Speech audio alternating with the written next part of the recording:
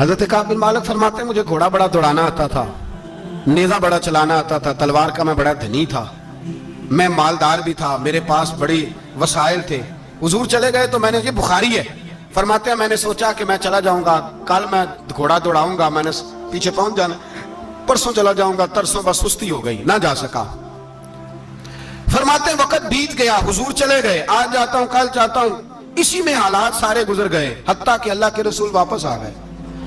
فرماتے ہیں کچھ بوڑھے تھے جو نہ جا سکے اور کچھ منافق تھے جو حضور کے ساتھ جہاد پہ نہ جا سکے۔ آپ فرماتے ہیں میں جوان بھی تھا، تیر انداز بھی تھا، اور دنیا عرب سارا جانتا تھا کہ مالدار بھی ہے، اللہ تعالیٰ کی دی ہوئی بڑی نعمتیں تھے، میں نہ گیا اور ہو غلطی گئی، سستی گئی۔ فرماتے ہیں حضور مدینے میں آئے، جب مسجد نبی میں بیٹھے تو منافق آ کے بہانے کرنے لگے، کوئی کہنے لگا بچی بڑی بیمار تھی، کوئی کہنے لگا حضور کل ہی صحیح ہوا ہوں۔ فرماتے ہیں مجھے بھی پتا تھا اور پتا مصطفیٰ کو بھی تھا جھوٹ بول رہے ہیں، حضور کو پتا تھا، پر وہ بہانے کرتے، حضور قبول کرتے، میں چلو جاؤ۔ کہا فرماتے ہیں ایک منٹ کے لیے مجھے بھی وسوسہ آیا کہ کوئی بہانہ نہ کر دوں، لیکن پھر میں نے سوچا بہانہ کس کے سامنے کروں، جسے اللہ تبارک و تعالیٰ نے نبوت کی آنکھ عطا فرمائی ہوئی ہے، اس محبوب کے سامنے بہانہ۔ اس خیال آیا مسلمان نیک و بد پہچان جاتے ہیں، محمد آدمی کے دل کی باتیں جان جاتے ہیں، کدھر بہانہ کروں، حضور کو تو سارا پتا ہے۔ فرماتے میں گیا، حضور نے پوچھا کیوں نہیں آئے، اور پوچھا بھی مسکرا کے، کیوں نہیں آیا، مسکرا کے پوچھا۔ فرماتے ہیں میں نے سچ سچ بولا، میں نے کہا یا رسول اللہ سستی ہو گئی، حضور غلطی ہو گئی۔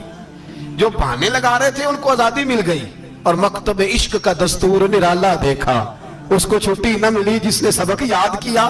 فرماتے ہیں ان کو چھٹی مل گئی، میں نے کہا حضور غلطی ہو گئی، تو نبی پاک نے فرمایا اس سے کوئی بندہ کلام نہ کرے، خبردار میرے ساتھ بھی گفتگو نہ کرنا۔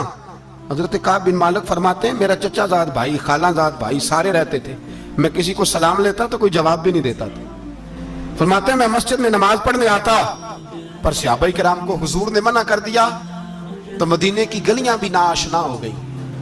فرماتے ہیں مجھے یوں لگتا تھا کہ مدینے کے در و دیوار بھی مجھ سے کلام نہیں کرتے، میں وہاں دعا منگیا کرو سنگیو کتے مرشد نہ رس جاوے، اے جنہاں دے پیر رس جان دے او جیوندے ہی مرے رہن دے۔ کہا اس طرح لگا کہ جیسے حالات بگڑ گئے سارے میرے حق میں۔ آپ فرماتے ہیں میں مسجد میں آ کے بیٹھتا تو جب مجھے پتا تھا میں جب آنکھیں ادھر کرتا تو حضور مجھے دیکھتے، اور جب میں نبی پاک کو دیکھتا تو حضور چہرہ پھیر لیتے۔ بول پڑے خواجہ غلام فرید صاحب، کہنے لگے میں ویکھاں تے میرا یار نہ ویکھے، جے میں نہ ویکھاں تے او ویکھے، ایڈے نصیب کتھوں تتڑی دے او میرے وچ ویکھن دے ویکھے، غلام فریدا او بوے یار دے مریے پامے ویکھے یا نہ ویکھے۔ آپ فرماتے ہیں میں سید عالم صلی اللہ علیہ وسلم کو دیکھتا تو حضور رخ انور پھیر لیتے۔ حضرت کعب بن مالک رضی اللہ تعالیٰ عنہ فرماتے ہیں کہ حضور کا حکم آیا کہ بیوی کو علیحدہ کر دو، بار پہلے کوئی نہیں بات کرتا، اب کہا بیوی کو علیحدہ کر دو، تو میں نے کہا حضور طلاق دے دوں، فرمایا نہیں میں کہ بھیج دو، طلاق نہیں دینی۔ فرماتے ہیں بال بچہ بھی چلا گیا، نہ گھر میں کوئی نہ باہر کوئی، تنے تنہا۔ آپ فرماتے ہیں زمانہ جانتا تھا، عرب کے صوبوں میں بات پھیل گئی کہ کعب بن مالک جیسا سردار، مالدار، گھوڑ سوار، تیر انداز، نیزہ باز، اتنا بڑا سیانہ سنجیدہ آدمی جدا کر دیا نبی پاک نے۔ فرماتے ہیں غسان کے عیسائی بادشاہ نے مجھے خط لکھا۔ حضرت کعب فرماتے ہیں بڑی آزمائش تھی، پر یہ مصیبت سب سے بڑی تھی۔ غسان کے عیسائی بادشاہ نے خط لکھا، اس کا آدمی مجھے ڈھونڈتا پھرتا مدینے میں، میں ملا تو خط اس نے مجھے دیا۔ خط میں یہ نہیں لکھا تھا کہ کافر ہو جاؤ معاذ اللہ، یہ نہیں لکھا تھا عیسائی ہو جاؤ۔ اس نے خط میں لکھا کہ کعب ہم نے سنا ہے تمہارے نبی نے تمہیں چھوڑ دیا، ناراض ہو گئے، تم تو اس قابل تھے کہ صوبے کے گورنر بنائے جاتے، تم تو بڑے عہدے کے قابل تھے، تمہاری تو شہرت ہے سارے علاقوں میں، تم آ جاؤ ہمارے پاس، ہم تمہیں بہت بڑا عہدہ دے دیں گے۔ حضرت کعب بن مالک فرماتے ہیں اب میری چیخیں نکلی، اب میں تڑپ کے رویا، میں نے وہ اس کا خط پکڑا اور جلتے ہوئے تنور میں ڈالا اور مسجد نبوی میں سر سجدے میں رکھ کے میں نے کہا اے اللہ میرا ایمان اتنا ہی مشکوک ہو گیا ہے کہ کافر کہتے ہیں میں ان کے ساتھ مل جاؤں گا، اے اللہ میرا ایمان اتنا مشکوک، کافر سمجھنے لگے ہیں کہ میں مسلمانوں کو چھوڑ کے ان سے اتحاد کروں گا۔ یہاں لوگ کہتے ہیں ہم نے پریشر کے لیے ان کو ساتھ ملایا، ہم نے پریشر کے لیے کافر سے سمجھوتا کرو گے، اپنے بھائی پر ظلم کرنے کے لیے بے ایمانوں کے ساتھ دوستی کرو گے۔ حضرت کعب بن مالک فرماتے میں نے تندور میں ڈالا, میں تڑپ کے رویا. میں نے کہا اے اللہ میرا اتنا امتحان نہ لے کہ کافر سوچنے لگے کہ میں اسے سمجھوتا کروں گا. اے اللہ مہربانی فرما, اتنا امتحان نہ لے. روتے روتے گھر گیا, سحری تک روتا رہا. ایک آدمی دوڑا آیا, کہنے لگا کعب جلدی چل, حضرت جبریل آ گئے ہیں, اللہ نے تیری توبہ قبول فرما لی ہے, رسول پاک نے تجھے یاد فرمایا ہے, چل آ جا.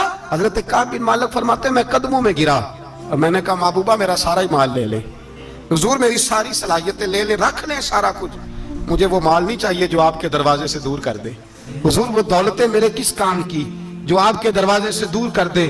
بے نور بے چراغ جو محفل ہو پھونک دو, اعظم بلا سے اپنی وہ ہستی ہی کیوں نہ ہو, جو چیز اس کی راہ میں حائل ہو پھونک دو. حضرت کعب بن مالک رضی اللہ تعالیٰ عنہ نے ایک منٹ کے لیے بھی کافر سے سمجھوتا کرنا پسند نہ کیا. جبھی تو اللہ نے توبہ حضرت جبریل کے ذریعے نازل فرمائی. میرے بھائی یہاں منٹ منٹ پہ سمجھوتا ہے, منٹ منٹ پہ بڑا رولا ڈالتے ہم, بڑا شور ہے چائنا کی دوستی, چائنا کی دوستی. چائنا جیسے کہے برما کی حکومت ویسے کرتی ہے, اس کا رسم اور رسوخ ہے ان کا. آپ نے کیوں نہیں ان سے کہا کہ ان کو منع کریں؟ میں چائنا کی بات نہیں چھیڑنا چاہتا, ورنہ میں اس پر بھی کچھ باتیں عرض کروں کہ وہ جو آپ کے ساتھ ان کی دوستی ہے اس کا پس منظر کیا ہے. یہ تو چائنا میں بسنے والوں سے پوچھو نا, جہاں مسجد بنانا بڑا مشکل ہے, جہاں نماز پڑھنا روزہ رکھنا بڑا مشکل ہے. کاہے کی دوستی, کس طرح کی دوستی؟ قرآن مجید نے بیان کر دیا کافر تم سے راضی نہیں ہو سکتا حتی تتبع ملتہم, جب تک تم ان کے دین کی پیروی نہ کرو. اتنی دیر کافر راضی ہو سکتا تو مسلمان کیسے راضی ہو